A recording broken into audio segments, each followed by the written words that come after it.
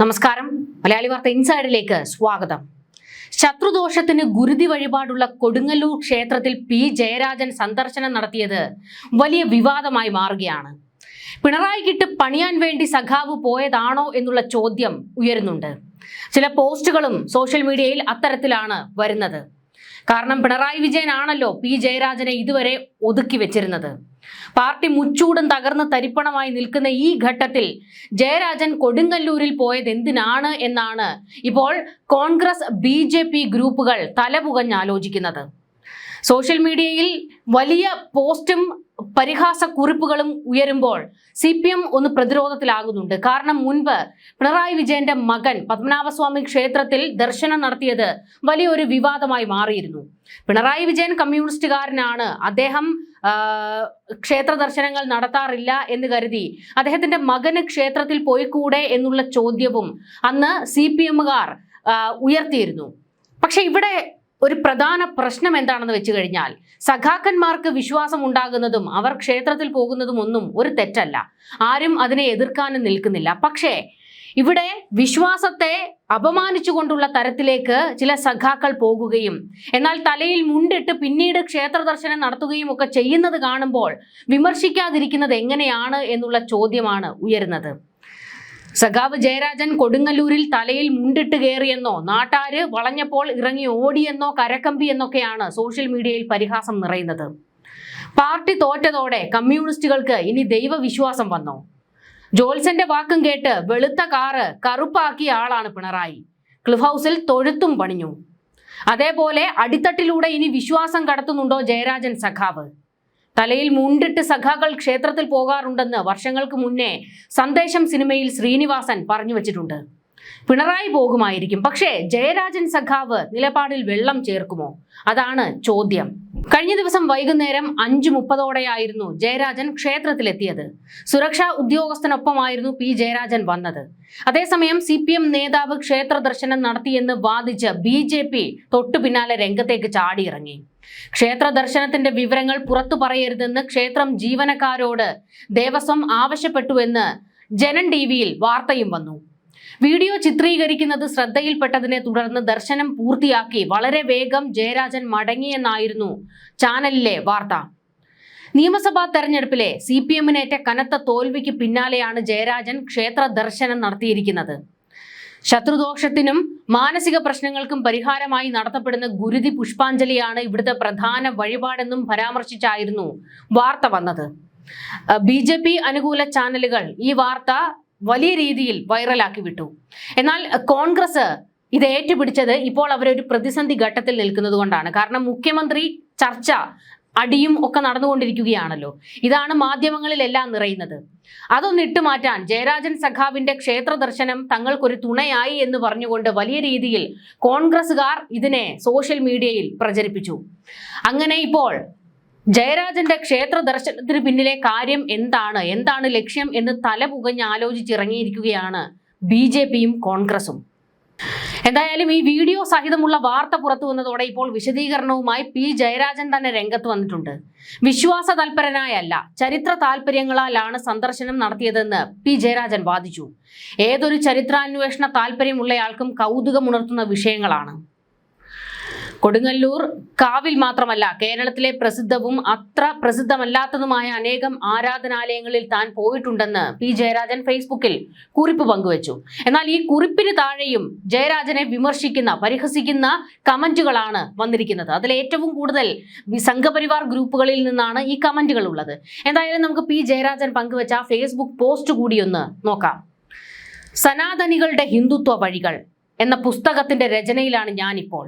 ആ പുസ്തകത്തിലെ ഒരു അധ്യായം ബ്രാഹ്മണീയമല്ലാത്ത ആചാര രീതികൾ ഇപ്പോഴും നിലനിൽക്കുന്ന ആരാധനാലയങ്ങളെ കുറിച്ചാണ്. അത്തരത്തിലുള്ള പ്രധാനപ്പെട്ട ഇടങ്ങളിൽ ഒന്നാണ് കൊടുങ്ങല്ലൂർ കാവ്.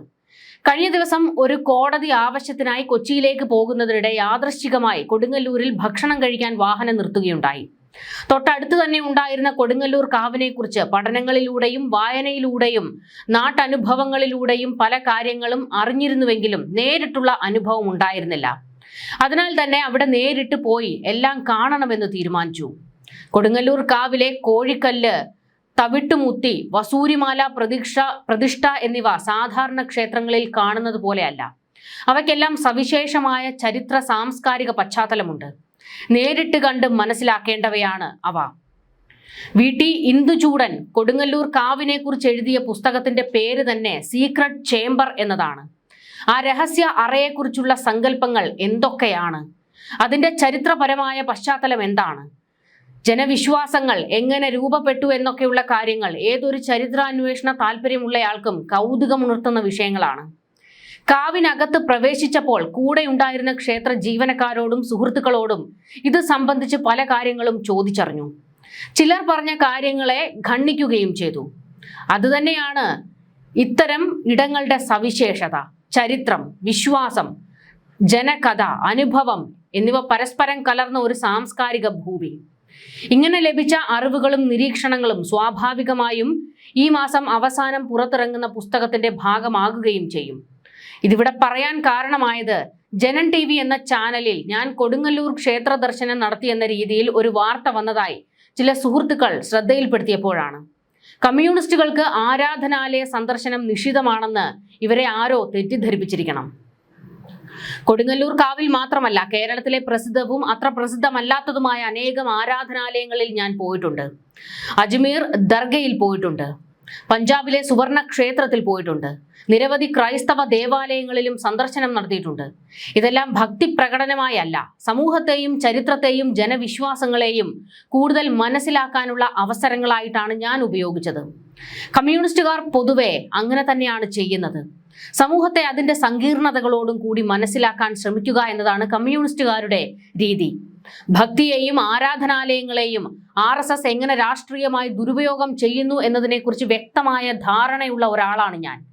എൻ്റെ ഇതുവരെയുള്ള രചനകളിലും പ്രസംഗങ്ങളിലും ജീവിതാനുഭവങ്ങളിലും അതിൻ്റെ തെളിവുകൾ ചൂണ്ടിക്കാട്ടാൻ ഞാൻ ശ്രമിച്ചിട്ടുണ്ട്. അതിനിയും തുടരും.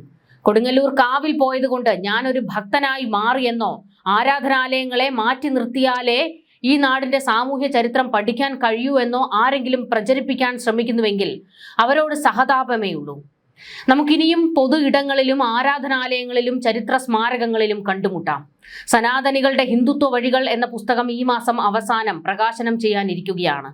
ചിന്ത പബ്ലിഷേഴ്സ് ആണ് പ്രസാധകർ. എൻ്റെ ഭക്തിയെക്കുറിച്ചുള്ള ചർച്ചകൾക്ക് മറുപടി ആ പുസ്തകം തന്നെ ആയിരിക്കുമെന്ന് സംഘികളോടും സംഘി മനസ്സുള്ള മാധ്യമങ്ങളോടും പറഞ്ഞു വെക്കട്ടെ. ശരിയായിരിക്കാം. ഒരുപക്ഷെ ജയരാജൻ സഖാവ് പോയത് അതിനു വേണ്ടി തന്നെ ആയിരിക്കാം.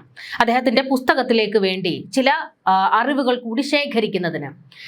ഇവിടെ പക്ഷെ പറഞ്ഞു വെക്കുന്നത് അതല്ല. സോഷ്യൽ മീഡിയയിൽ ട്രോളായി ഉയരുന്നത് P ജയരാജൻ പിണറായിക്കിട്ട് പണിയാൻ ശത്രുദോഷം മാറ്റുന്നതിന് വേണ്ടി ഗുരുതി പൂജ നടത്താൻ പോയി എന്നൊക്കെയുള്ള തരത്തിലാണ് അദ്ദേഹത്തിന്റെ ആ ഒരു യാത്രയെ ഇപ്പോൾ വ്യാഖ്യാനിക്കുന്നത്.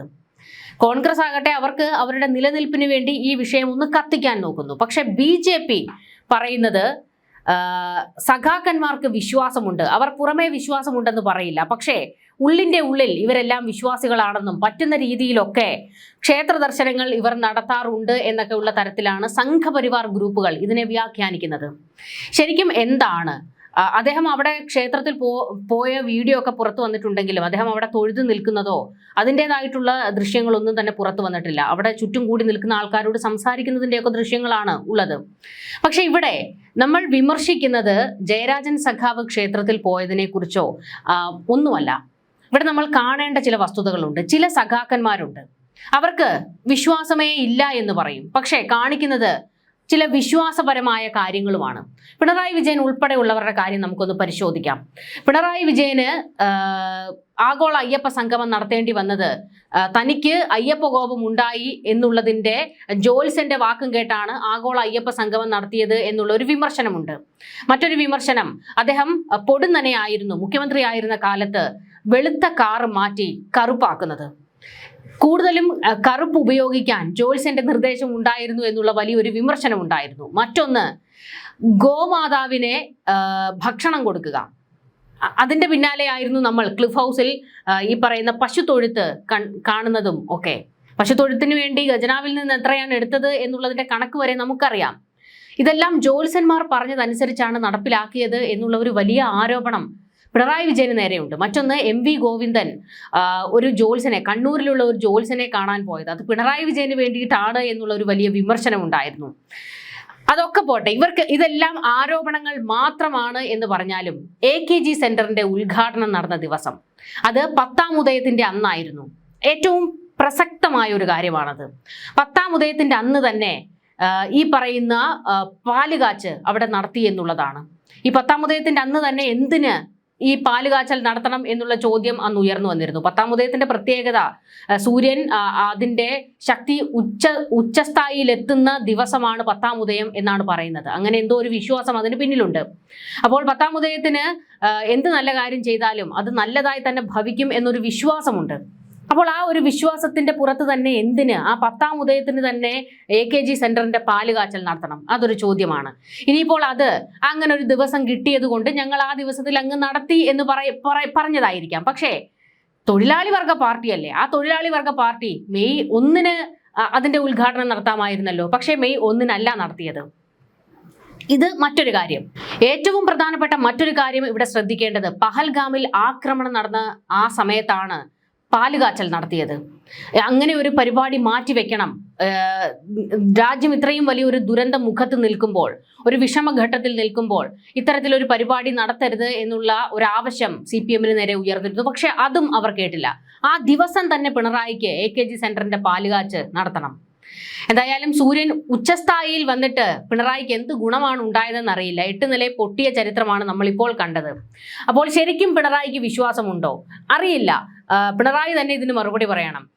മുൻപ് അദ്ദേഹത്തിന്റെ മകളും ഭാര്യയും ക്ഷേത്ര ദർശനം നടത്തിയതിന്റെ ദൃശ്യങ്ങൾ നമ്മൾ കണ്ടതായിരുന്നു. പക്ഷെ അവിടെയും അവർക്ക് വിശ്വാസമുണ്ട്. ആ വിശ്വാസം ഉണ്ടെങ്കിൽ അത് നിങ്ങൾക്ക് പൊതുമധ്യത്തിൽ കാണിക്കാമല്ലോ. നിങ്ങളുടെ വിശ്വാസം നിങ്ങൾക്ക് അത് പൊതു ഇടത്തിൽ കാണിക്കുന്നതിൽ എന്താണ് തെറ്റ് എന്നുള്ള ഒരു ചോദ്യമുണ്ട്. കാരണം ക്ഷേത്രത്തിനകത്ത് നിന്ന് ഇറങ്ങി വരുമ്പോൾ വരെ വീണ വിജയന്റെയും കമലയുടെയും നെറ്റിയിൽ ചന്ദനക്കുറി ഉണ്ടായിരുന്നു. എന്നാൽ ക്ഷേത്രത്തിൽ നിന്ന് പുറത്തേക്ക് ഇറങ്ങി മാധ്യമങ്ങളെ കാണുന്ന ഒരു ഘട്ടം എത്തുമ്പോൾ ആ കുറി അങ്ങ് മായ്ച്ചു കളയുകയാണ്. എന്തിനാണോ ഇങ്ങനെ ഭയപ്പെടുന്നത് എന്ന് മനസ്സിലാകുന്നില്ല. കാരണം പിണറായി വിജയൻ കമ്മ്യൂണിസ്റ്റുകാരനാണ്. അദ്ദേഹത്തിന് ചിലപ്പോൾ ഈ പറയുന്ന ആശയങ്ങളൊക്കെ പുറമേ കാണിച്ചേ മതിയാകൂ. പക്ഷേ കുടുംബത്തിനും അതൊരു ഭാരമായി മാറുന്നുണ്ടോ എന്നുള്ള ചോദ്യമാണ്. പക്ഷേ ഇതാണ് പ്രശ്നം. ഇവർക്ക് വിശ്വാസം ഉണ്ട്, എന്നാൽ അത് പുറത്ത് കാണിക്കാൻ കഴിയില്ല. നിലപാടിന് പ്രശ്നമുണ്ടായാലോ.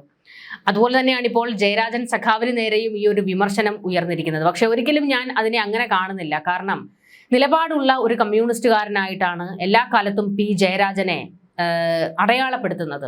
അതുകൊണ്ട് തന്നെ അദ്ദേഹം ഈ പറഞ്ഞതുപോലെ തന്നെ അദ്ദേഹത്തിന്റെ പുസ്തക രചനയ്ക്ക് വേണ്ടിയുള്ള എന്തെങ്കിലും ആവശ്യത്തിന് അവിടെ പോയതായിരിക്കാം. നമ്മളതിനെ തെറ്റായി വ്യാഖ്യാനിക്കേണ്ട കാര്യമൊന്നുമില്ല. ഈ പറഞ്ഞതുപോലെ തന്നെ കമ്മ്യൂണിസ്റ്റുകൾക്ക് എന്താ വിശ്വാസം ഉണ്ടായിക്കൂടെ എന്നുള്ളതും ഒരു ചോദ്യമാണ്.